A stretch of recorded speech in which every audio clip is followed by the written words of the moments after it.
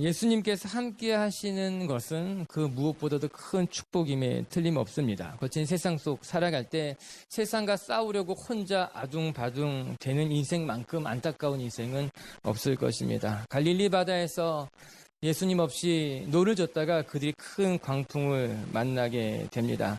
배 안에 있는 모든 사람들은 당황했고 어찌해야 할 바를 알지 못했던 것이죠. 문제는 그 배가 큰 풍랑을 만났다는 것이 아니라 그 배 안에 예수님이 없었다는 것이 문제였습니다. 아무리 큰 풍랑을 만나도 그 배 안에 예수님이 계셨다면 문제가 될 것이 없었지만 예수님이 없었기 때문에 그들은 당황했고 그들은 위기에 놓일 수밖에 없었던 거예요. 성경은 그 장면을 이렇게 묘사해요. 마가복음 6장 48절에 보면 힘겹게 누워젓는 것을 보시고 그렇게 이야기하고 있어요. 주님이 없이 풍랑을 이겨내는 모습을 성경 저자는 이렇게 말해요. 그들이 힘겹게 누워젓고 있었다라고 이렇게 보여주고 있는 것 아닙니까? 여러분 그렇습니다. 문제는 우리 인생에 주님이 함께하지 않을 때 우리의 인생은 힘겨울 수밖에 없다라고 하는 거예요. 뿐만 아니라 아무리 힘겹게 노를 저어도 그것은 우리 인생의 문제를 해결해 줄 수 없는 그 어떠한 소득도 우리에게 남겨줄 수 없다라는 것을 알아야 된다는 거예요. 그냥 힘겹게 노를 젓는 것 뿐이에요. 아무리 노를 저어도 우리의 삶엔 어떤 해결책도 어떠한 해결점도 발견될 수 없는 채 노를 젓는 인생일 뿐이라고 하는 것입니다. 그래서 우리는 주님을 만나야만 되는 거예요. 그래서 우리가 주님과 동행해야지만 이 거친 세상을 넉넉히 감당할 수 있게 되는 것 아니겠습니까? 우리 미체교회 성도 여러분, 우리가 모두 주님과 동행하는 인생이 되길 주님의 이름으로 축복합니다. 여러분 혼자 애쓰고 수고하면 노를 저는 인생이 아니라 주님이 우리의 배, 우리의 삶에 바람을 부르시고 우리와 함께 동행하는 것으로 말미암아 주님과 함께 동행할 때, 행할 때 우리의 삶에 하나님의 뜻이 이루어지고 하나님의 역사가 나타나는 걸 경험하게 된다는 거예요. 예수님을 따르는 사람들은 언제나 많았어요. 성경은 그들을 크게 세 부류로 나눠서 이야기해주고 있습니다. 첫 번째는 무리들이었어요. 군중들이라고 성경은 이야기합니다. 이름은 기록되어져 있지 않지만 정말 많은 사람들이 항상 예수님을 따라다녔다고 이야기하고 있어요. 그 중에는 병자도 있었어요. 귀신 들린 사람들도 있었어요. 진리에 목마른 사람들도 있었어요. 그런데 이 무리의 특징은 한결같이 너무나 쉽게 마음이 변한다는 것이었어요. 한번 열광할 때는 막 열광해서 예수님을 따라다니고 예수님을 환호하고 호산나 호산나 외쳤지만 결국 예수님을 십자가에 못 박으라고 외친 사람들도 이 군중들이었다라고 하는 것입니다. 이들은 쉽게 환호하지만 쉽게 변하는 사람들이었다는 거예요. 또 하나의 무리들이 있었는데 그들은 누구였는가? 바리새인들과 서기관들로 대표됐던 예수님을 저주했던 예수님을 반대했던 사람들이었어요. 그들도 예수님을 따라다녔지만 따라다닌 이유가 달랐다는 겁니다. 그들은 예수님을 곤란하게 하기 위함이었어요. 예수님을 반대하기 위함이었어요. 예수님을 결국 십자가에 못 박는데 결정적인 역할을 했던 사람들이 이 서기관과 바리새인들로 대표됐던 예수님을 싫어하는 사람들, 예수님을 곤란하게 했던 사람들이라고 하는 겁니다. 그리고 세 번째, 오늘 우리가 묵상하게 될 예수님의 제자들이에요. 성경은 예수님의 제자들을 특별히 기록하고 있습니다. 그들이 누구인지 그들의 이름까지 기록해 놓고 있어요. 오늘 우리가 이제 살펴볼 사람들입니다. 그런데 무리들과 제자들의 가장 큰 차이점은 무엇인가 하면 제자들은 주님이 직접 한 사람 한 사람 불러 세우셨다라고 하는 거예요. 주님께서 제자들을 부르셨고 그들에게 사명을 주시고 3년이라는 시간 동안 그들과 함께하는 것으로 말미암아 그들을 세우기를 원했다는 거죠. 43절, 오늘 본문은 아니지만 자막을 통해 한번 같이 읽어볼게요. 시작. 이튿날 예수께서 갈릴리로 나가려 하시다가 빌립을 만나 이르시되 나를 따라오라 그렇게 이야기하셨어요. 여러분 성경을 보면요, 빌립도 주님이 부르셨고 빌립뿐만 아니라 요한도 베드로도 마태도 나다나엘도 모든 제자들은 주님이 부르셨다는 걸 우리는 기억해야 할 것이에요. 이에 우리가 눈여겨봐야 할 것이 이 점이라고 하는 거예요. 여러분 예수님께서 사역을 행하시기에 앞서 먼저 제자를 부르시고 제자를 세웠다는 것입니다. 이제 예수님께서 행하셔야 할 일이 너무나 많았는데 주님은 그 많은 사역을 행하기 전에 먼저 사람을 세우시고 제자를 부르셨다라고 하는 것이에요. 오늘 본문처럼 안드레와 베드로를 부르셨어요. 특별히 베드로는 이름까지 바꿔주시면서 앞으로 너의 삶이 어떻게 될 것이라는 것을 암시해 주기까지 한 것 아닙니까? 이제 베드로는 예수님을 말미암아 반석과 같은 제자가 될 것이에요. 이제 베드로는 교회에 매우 중요한 인물로 되어갈 것이에요. 이유는 주님이 불렀고 주님이 세워가고 주님이 그를 만드시기 때문일 거예요. 이처럼 예수님은 언제나 사역보다 사람이 중요한 분이었다는 거예요. 해야 할 일이 너무나 많았지만 그 일보다 먼저 사람을 세우고 사람들을 축복하고 사람들을 견고하게 만드는 일을 예수님은 더 중요하게 여겼다라고 하는 겁니다. 여러분, 여기서 우리가 두 가지 중요한 점을 발견하게 됩니다. 물어봐야 돼, 질문해야 될 것이에요. 첫 번째, 예수님이 하나님의 아들이라면, 하늘과 땅의 모든 권세를 가진 분이라면 혼자 하는 일에 훨씬 편하고 능률적이었음에도 분명한데 왜 주님이 제자들을 불렀을까 하는 겁니다. 특별히 복음서를 살펴보게 되면 여러분, 제자들은요, 예수님에게 결코 득이 되는 인물들이 아니었어요. 제자들 가운데 탁월한 능력을 가진 사람들은 없었어요. 제자들 가운데 예수님의 사역을 이해할 만한 이들도 보이지 않았어요. 한마디로 말하면 제자들은 오히려 득보다 해가 되고 오히려 걸리적거릴 수 있는 사람들임에도 불구하고 왜 예수님은 제자들을 세웠고 그들을 부르셔서 그들에게 일을 맡기셨냐라고 하는 겁니다. 두 번째, 주님께서 오신 이유가 십자가에 못 박혀 부활하는 것이 주님이 이 땅에 오신 이유라면 맞잖아요. 주님이 이 땅에 왜 오셨어요? 십자가 사건 때문에 오신 거예요. 십자가 사건으로 말미암아 인류를 구원하기 위해 오신 것이기 때문에 예수님의 사역을 한마디로 요약하자면 십자가와 부활인 거죠. 그렇다면 이 땅에 오셔서 바로 골고다 언덕으로 올라가서 십자가에 못 박혀 죽으시고 부활해도 문제될 건 하나도 없습니다. 우리는 모두 구원받을 겁니다. 십자가의 사건이 있기 때문에. 우리는 모두 부활에 동참할 수 있을 것입니다. 예수님이 부활했기 때문에. 그런데 왜 주님은 무려 3년이란 짧지 않은 시간 동안 제자들과 함께 했느냐는 거예요. 주님이 이 땅에 오신 이유가 십자가라면, 부활이라면 3년의 시간을 거치지 않고 바로 골고다의 언덕에 올라가서 십자가에 못 박혀 죽으셔도 하등에 전혀 문제될 것도 없는데 왜 3년이라는 시간 동안 제자들과 함께 머물며 이 시간을 보냈을까 하는 겁니다. 이 두 가지 질문에서 우리가 발견하는 것이 있다는 거예요. 예수님은 언제나 사역보다 사람이 중요했구나.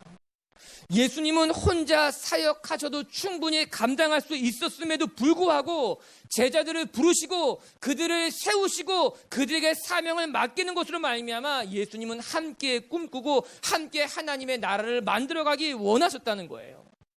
예수님 함께 기도하길 원하셨어요. 예수님 함께 꿈꾸기를 원하셨어요. 예수님 함께 하나님의 나라를 만들어가기를 원하시는 것, 그것이 예수님의 마음이었다는 겁니다. 예수님은 혼자 가면 빨리 갈 수 있을지 모르지만 더디 가더라도 함께 가기를 원하셨던 것이 예수님이라는 거예요. 예수님은 제자들과 인격적인 나눔을 갖기를 원했던 거예요. 예수님의 인격과 제자들의 인격이 마주칠 필요가 있었던 겁니다. 그래서 3년이라는 시간 동안 그들과 함께 머물면서 하나님의 나라가 무엇인지 우리는 어떠한 삶을 살아야 될지를 몸소 예수님이 보여주신 거예요. 이제 앞으로 너희들이 살아가야 할 삶이 이런 것이라고. 이제 너희들이 어떻게 기도해야 되는지 깨달으라고. 이제 너희들은 무엇을 위해 살아가야 될지 예수님이 직접 그들에게 보여주시고 그들과 인격을 나누시고 삶을 나눴다라고 하는 거죠. 우리 사랑하는 빛의 교회 성도 여러분, 지금도 우리는 여전히 주님과 만나야 됩니다. 우리는 주님과 마주쳐야만 됩니다. 주님의 마음을 헤아릴 줄 알며 주님처럼 기도할 줄 알며 주님과 동행하는 것이 얼마나 소중한 일인지를 깨닫는 분들이 되기를 바랍니다. 그리고 예수님처럼 일이 중요한 것이 아니라 사람이 중요하고 내가 무엇인가 행하기에 없어서 사람들의 마음을 들여다볼 수 있는 그렇게 성숙한 하나님의 사람들, 성숙하게 꿈을 꿀 수 있는 저와 여러분이 되었으면 좋겠어요. 오늘 우리가 묵상할 말씀이 바로 이것입니다. 주님을 따랐던 제자들, 그들은 주님의 부름을 받고 어떠한 삶을 살아가기 시작했을까 하는 거예요. 무리들과 다르게 그들은 어떠한 모습으로 주님을 섬겼느냐라고 하는 겁니다. 첫 번째 우리가 기억해야 될 것은 여러분, 주님을 따르는 사람들은 반드시 주님과 인격적인 만남을 가져야 된다는 겁니다. 주님과의 인격적인 만남이 없이 주님에 따라간다는 것은 있을 수 없는 일이라고 하는 거죠. 이제 38절과 39절을 같이 한번 묵상합시다. 38, 39절 시작.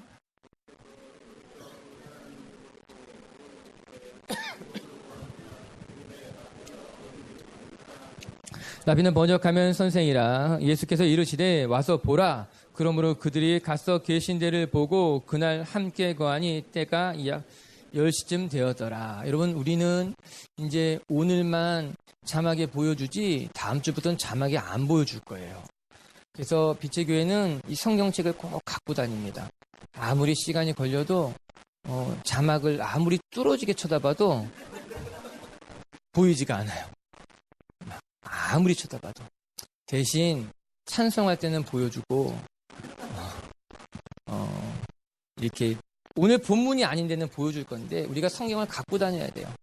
그게 너무너무 중요한 거라서 우리 그렇게 계속 할 거예요. 오늘만 특별히, 정말 이런 적이 없었는데 특별히 인자하죠. 제가 세례 요한의 제자 중 한 사람인 안드레가 요한의 말을 따라 예수님을 찾아갑니다.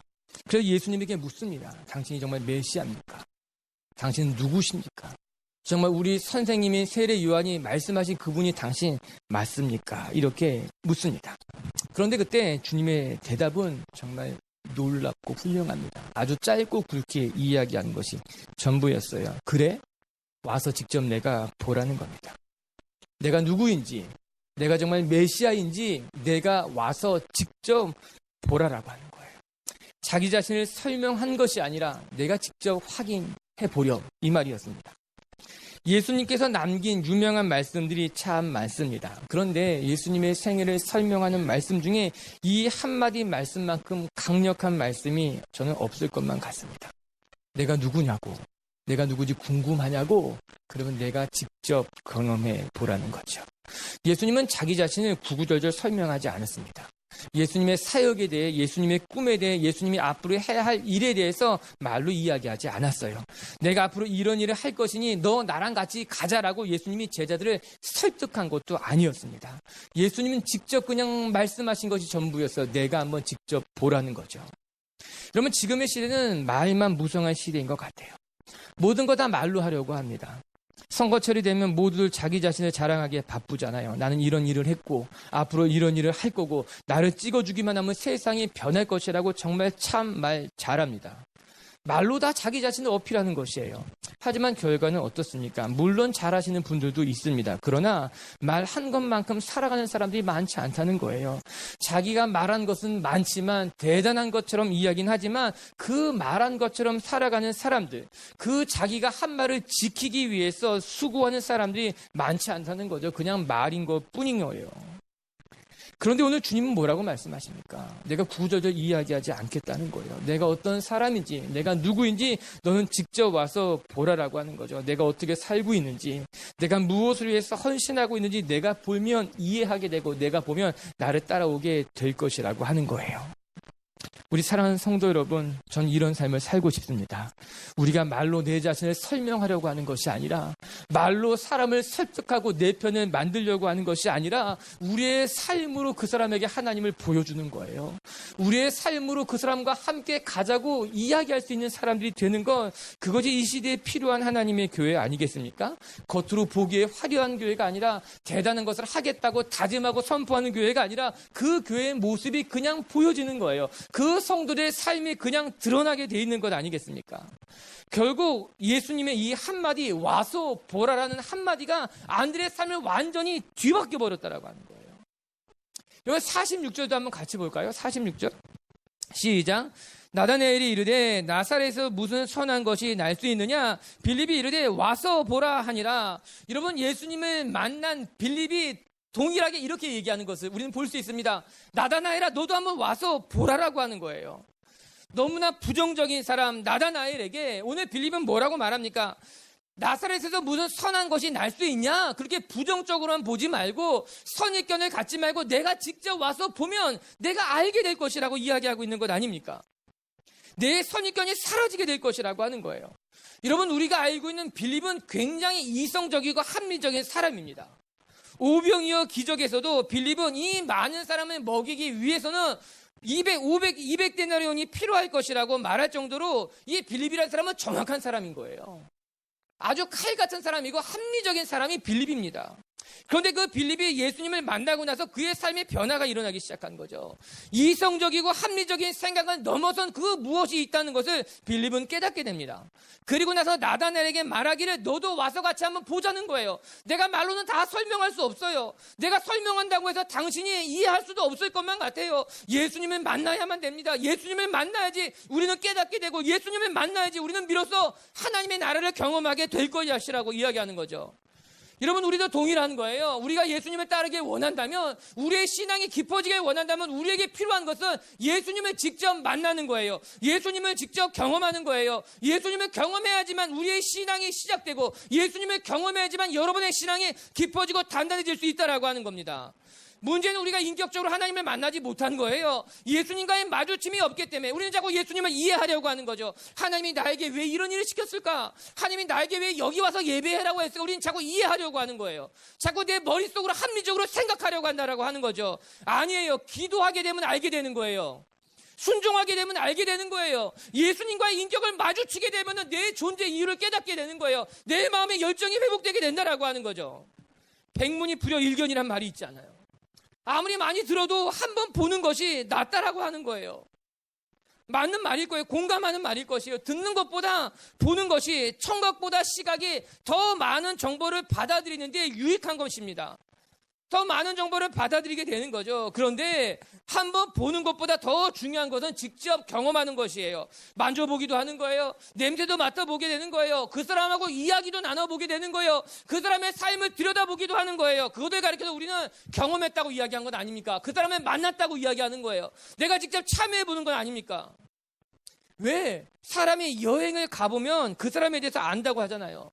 그냥 1시간, 2시간 만나는 것이 아니라 1박 2일이건 3박 4일이건 여행을 해보면 그 사람을 경험하게 되는 거야. 아, 이 사람이 잘 때 이런 버릇이 있구만. 아, 이 사람 한번 하루 이틀 지나보니 같이 해야 될 사람이 아니겠구만. 아, 이 사람은 그래도 생각보다는 꽤 괜찮은 사람이구나. 경험해보면 아는 거예요. 비로소 알게 된다라고 하는 거죠. 여러분, 우리도 하나님을 경험해야 된다는 거예요. 우리가 정말 참된 신앙으로 나아가길 원한다면 우리는 주님의 말씀을 듣고 그 말씀이 내 삶 가운데 이루어지는 것을 경험해야 된다라고 하는 거죠. 예수님을 만나고 하나님을 경험해보고 기도도 해보고 예배도 해보고 고난할 때 하나님의 은혜를 맛보기도 해보고 참아도 보고 견뎌도 보면서 하나님의 말씀이 내 삶 가운데 어떻게 이루어지는 것을 경험해야 된다라고 하는 거죠. 다시 본문으로 되돌아가 보면 안드레는 주님을 만났어요. 그리고 주님께서 와서 봐라라는 그 이야기 속에 주님을 따라갔어요. 주님을 보았어요. 주님이 어떻게 사시는지도 비로소 알게 됐어요. 주님과도 이야기를 나누었어요. 주님의 꿈도 알게 됐어요. 주님이 기도하는 것을 곁에서 보기도 했어요. 결국 안드레의 삶이 바뀌었어요. 주님을 따르는 사람들, 여러분 주님을 경험하시길 바랍니다. 주님을 경험하지 않고서 우리는 제자가 될 수 없고 주님을 경험하지 않고서 우리는 하나님을 만날 수도 하나님을 사랑할 수 없게 될 줄로 저는 알아요. 두 번째, 주님을 따르는 사람들의 특징은 무엇인가? 주님을 따르는 사람들의 특징은 한결같이 그 안에 숨겨진 열정이 있었던 것 같습니다. 그 안에 감당할 수 없는 그 뜨거운 열정이 있었어요. 전 그것이 너무나 귀하고 그것이 너무나 고마워요. 우리 40절과 41절의 말씀을 같이 한번 읽어볼까요? 40절, 41절 시작. 요한의 말을 듣고 예수를 따르는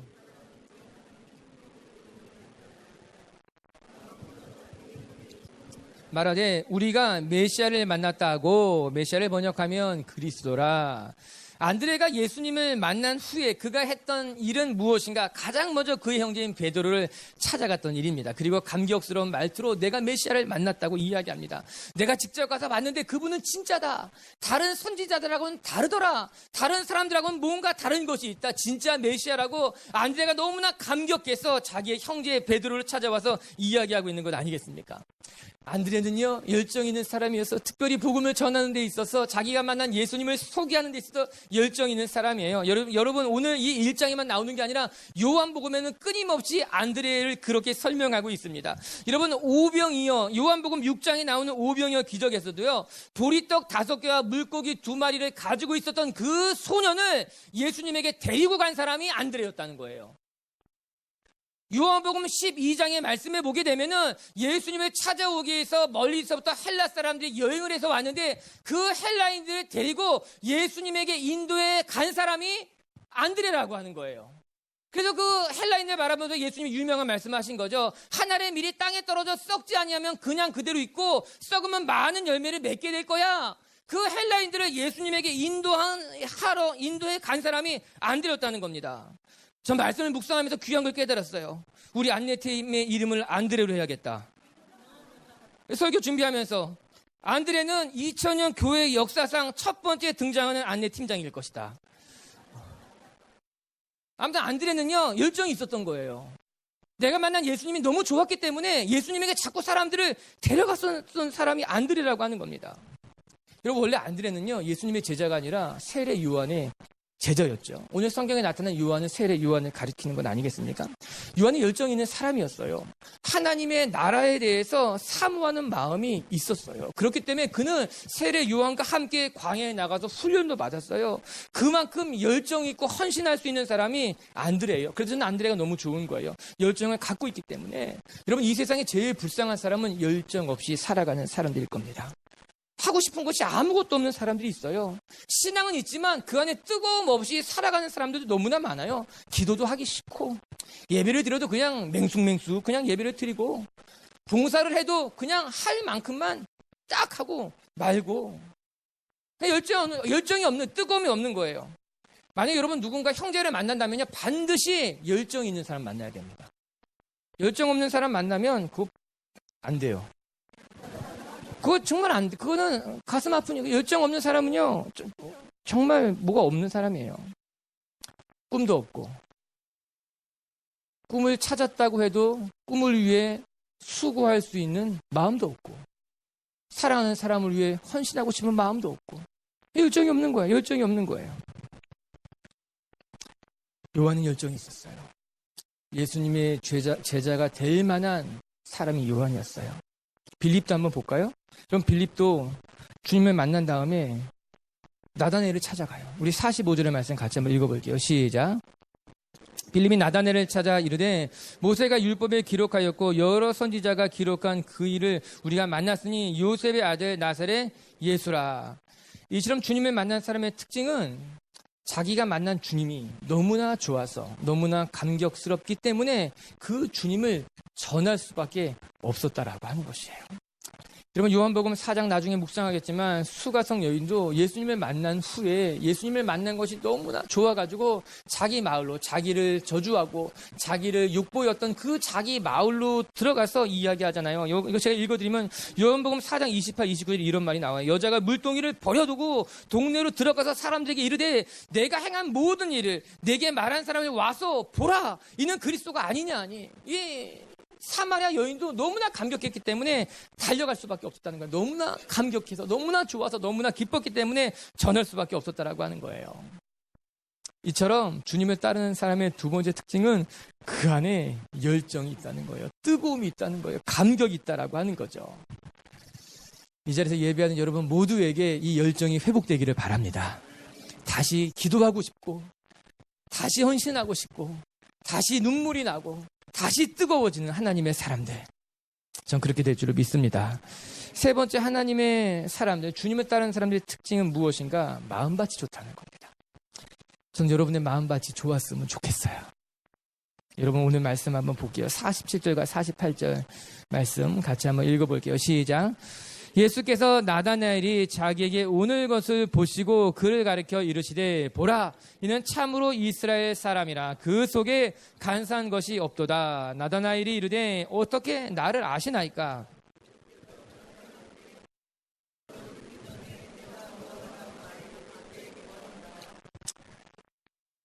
예수님이 그 나다나엘을 보시면 말씀하시되 이 사람 마음에 간사함이 없도다 이렇게 칭찬을 하십니다. 처음 본 사람이었는데 나다나엘이 놀래죠. 그런데 너무나 귀하지 않습니까? 그 마음에 간사함이 없다는 겁니다. 예수님의 제자들 가운데 이런 칭찬을 들은 사람이 없었습니다. 이 사람 참 순수한 사람이다. 이 사람 너무나 깨끗한 사람이다. 이 사람은 두 마음을 품을 만한 사람이 아니다. 이 사람은 간사한 사람이 아니라 한결같은 사람이다라고 하는 거예요. 얼마나 좋은 말입니까? 얼마나 좋은 칭찬입니까? 저는 우리 교회 성도들이 이런 성도들 같아요. 제가 4년 반 겪으면서 좋은 사람들이에요. 아니, 더 좋아졌으면 좋겠어요. 정말 주님 보시기에 간사한 것이 없어. 깨끗해, 순결해, 좋아. 내 마음에 합한 사람들이야. 두 번째는 무화과 나무 아래에 있을 때에 내가 너를 봤다고 말씀하십니다. 이 한 절을 해석하는 방법은 여러 가지가 있는데 그 중에 하나는 전통적인 해석은 이렇습니다. 유대인들은 날이 덥기 때문에 한낮에 말씀을 묵상하고 기도하기 위해서 무화과 나무 아래에 있었다라고 하는 것이에요. 그래서 길을 가다가 무화과 나무 아래에 있는 사람들을 보면은 거의 대부분이 기도하고 있거나 말씀 율법을 읊조리고 있구나 하나님과 교제하는 모습을 보여주고 있었다는 겁니다. 오늘 예수님께서 나다나엘에게 말씀하실 때 내가 무화과 나무 아래 있는 것을 내가 보았다라고 말씀하시는 것은 내가 하나님을 향한 깨끗한 마음과 함께 하나님 앞에 기도하는 사람이구나. 내가 하나님의 나라를 소망하는 사람이구나. 내가 하나님 앞에 하나님을 향한 그 깨끗한 마음을 가진 사람이구나를 이야기하고 있는 것 아니겠습니까? 그렇기 때문에 49절에 보면은 나다나엘이 깜짝 놀라게 됩니다. 나는 하나님 앞에 기도한 것인데 이 사람이 어떻게 알았을까라고 하는 것이죠. 사랑하는 성도 여러분, 좋은 땅에 뿌려진 씨앗은 30배, 60배, 100배 열매가 맺혀지기 마련입니다. 오늘 나다나엘이 귀한 것은 그는 하나님 앞에 깨끗한 사람이었기 때문에 간사함이 없는 사람이었기 때문에 그는 늘 하나님의 나라를 사모하는 좋은 마음밭을 가진 사람이었기 때문에 예수님은 그를 부르시고 그에게 하나님의 나라를 맡기시는 것 아니겠습니까? 좋은 땅에서는 좋은 열매를 맺을 수밖에 없습니다. 좋은 나무는 좋은 열매를 맺을 수밖에 없다라고 성경은 우리에게 이야기하고 있는 것 아니겠습니까? 우리가 좋은 밭이 됩시다. 좋은 마음을 가집시다. 그러면 하나님께서 우리의 마음에 복음의 씨앗을 심고 그것이 30배, 60배, 100배의 열매가 맺게 될 줄로 저는 믿습니다. 말씀을 마치겠습니다. 오늘 주님께서 제자들을 부르시는 모습을 말씀을 통해서 볼 수 있게 됩니다. 여러분, 주님은 일보다 사람이 중요했던 분이에요. 사역도 중요했지만 그보다 먼저 사람을 세우시는 것을 기뻐하시는 분이 우리 주님이었다는 거예요. 여러분, 우리도 일보다 사람을 더 소중히 여기고 무엇인가 하기보다는 하나님의 음성을 들을 수 있는 분들이 되었으면 좋겠습니다. 첫 번째, 주님을 따르는 사람은 주님을 만나야만 됩니다. 내가 주님의 백성이 되길 원한다면 주님과의 인격적인 마주침이 있어야 된다고 성경이 이야기하고 있죠. 와서 보라. 우리 주님께 나아가 주님을 경험하고 주님을 인격적으로 만나는 한 주간이 되기를 주님의 이름으로 축복합니다. 그리고 두 번째, 주님을 따르는 사람들은 그 마음 가운데 열정이 있어야 될 것입니다. 우리가 만약에 열정을 잃어버렸다면 우리 마음 가운데 이제 식어버리고 그냥 기도도 잃어버리고 예배도 잃어버리고 헌신도 잃어버린 채 그냥 살아가는 사람들이라면 다시 우리 마음 가운데 주님의 열정이 회복되기를 바랍니다. 그리고 세 번째, 주님을 따르는 사람들은 마음밭이 좋답니다. 우리 성도들이 마음밭이 좋아서 늘 깨끗하고 그 안에 간사한 것이 없고 늘 하나님 앞에 순결하여 여러분의 삶이 30배, 60배, 100배의 좋은 열매들만 맺히기를 주님의 이름으로 축복합니다.